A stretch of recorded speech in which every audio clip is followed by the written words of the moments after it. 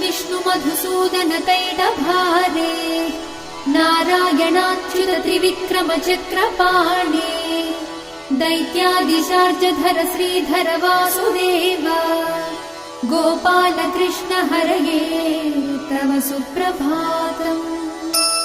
श्री रुक्मिणी सभवनास हरे मुरारे राधेश गोपसि स्वरूप भृगादि वन्द्या श्रीद्वारकाश्रय विकुण्ठपते भुवनैकमूर्ते गोपाल देव हरये तव सुप्रभातम्।